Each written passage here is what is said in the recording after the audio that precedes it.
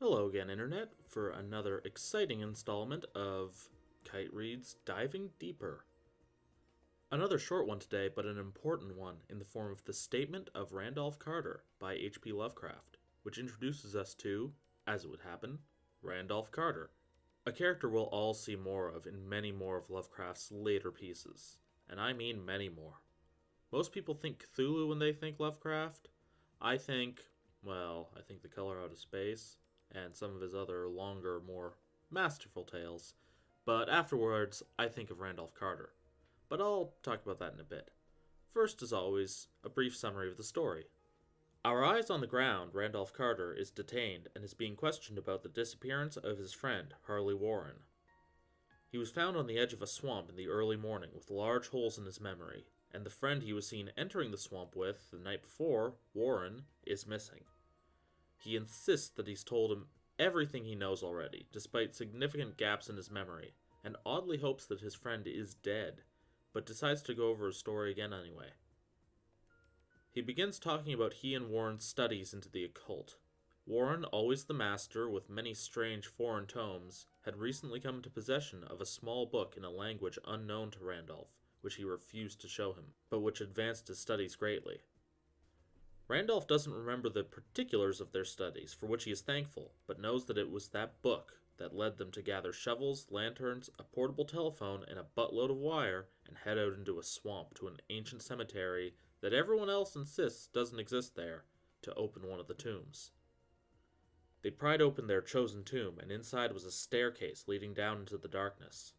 With much insistence, Warren insisted he go alone, taking with him one end of the telephone connected to the aforementioned wire, so he could tell Carter everything about the indescribable thing they sought. Carter relented, and waited as his friend went into the tomb. After a while, he called on the telephone in a terrified whisper, saying that what they sought was more terrible and unknowable than they thought, and that Carter should close the tomb and save himself. Carter resolves to go down and save his friend, but Warren insists that he does not, shouting and cursing unknown attackers before the line goes quiet. Carter continues to shout at the phone, and to his surprise is answered by a horrifying voice, rising up out of the earth, telling him that his friend is dead.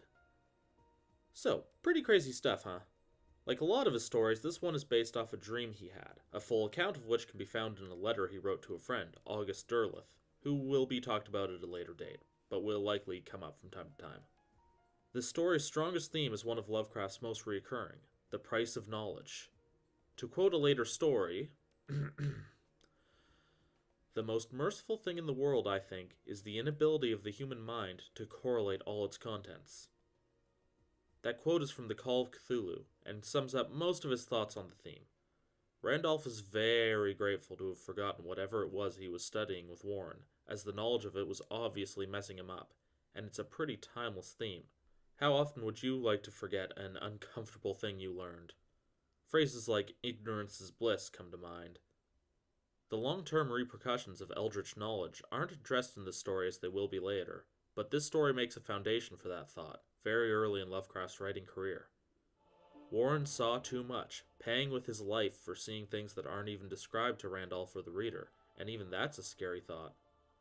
Lovecraft himself once said, and this quote will definitely serve us again, "The oldest and strongest emotion of mankind is fear, and the oldest and strongest kind of fear is fear of the unknown." There is no victory here. Even if Randolph forgets most of what he once knew, he has enough memory left to know there's something to be afraid of, and doesn't know what it is. Oof. Speaking of Randolph Carter was, for lack of a better term, Lovecraft's proxy character. His Mary Sue, his Link or Chrono, a self-insert and window into the world.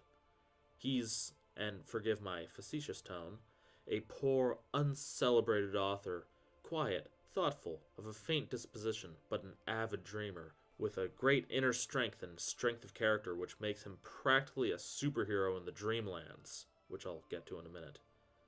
Now, I never met Lovecraft. I just missed him by about a century. But given how he writes Randolph Carter and all his stories, I feel that Lovecraft was one of those people who was a quiet, introverted outcast who saw himself as really cool and confident on the inside, because that's what Randolph is. Feels like something a middle school nerd would write. Hey, okay, so maybe some of us can relate, but Lovecraft never entirely grew out of it, writing this character in different stages of his life from here to practically until his death. Though it got a little weird by the end. We'll get to that another time, though. Part of Randolph's longevity in his stories probably contributed to the nature of the stories he frequented most, the dream cycle. When people think Lovecraft, they usually think the Cthulhu mythos, but looking at the body of work Lovecraft had under his belt, I think the dream cycle stories outnumber it. I mean, I haven't really been able to sort them out here, but just looking at what I've got here. Now, the Cthulhu mythos was continued after his death by his good friend August Derleth, but looking just at Lovecraft's work, I think the things connected to the dream cycle outweigh it. The dream cycle is a somewhat distinct canon from the Cthulhu mythos, and I'm positive that I can connect them somehow, probably using Nyarlathotep, but this video is taking long enough as is, so I'll revisit that topic another day. The dream cycle takes place around a separate dimension known as the Dreamlands, which can be accessed from our world by powerful dreamers. I'd love to go into details, but it might be a little too off topic for now. How we know this takes place in the dream cycle is Randolph himself, who appears as a dreamer in that dimension in later stories, like the Dream Quest of Unknown Kadath, one of Lovecraft's longest epics, an epic fantasy adventure with just unforgiving pacing. It just keeps going. No chapter breaks for 80 damn pages. Just let me leave. My break ended 20 minutes ago. Sorry, it's my post-Lovecraft stress disorder again. Back on track. Randolph Carter appears in that story, meaning that this story takes place in the same universe. Also, he gets to the Dreamlands in that story, Dream Quest, by going down the 500 steps of something or other after he falls asleep. Maybe that's what they were looking for, a physical passage into the Dreamlands. But we'll never know.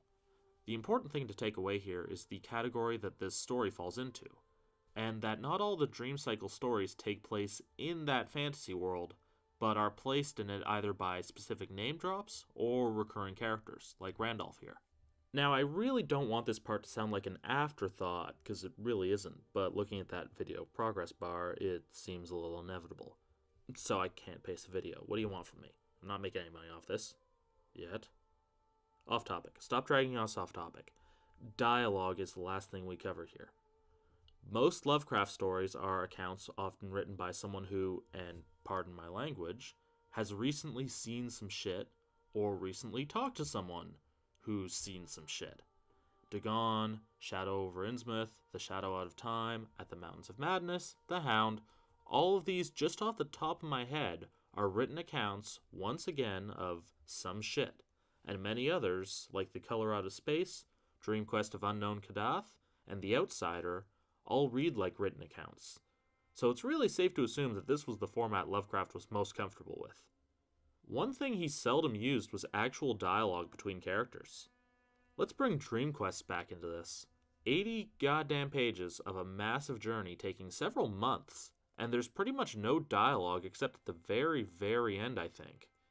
It's all, he went here and met these people. They told him this and he told them that, and then frigged off to the next set piece where he met with someone and they said this.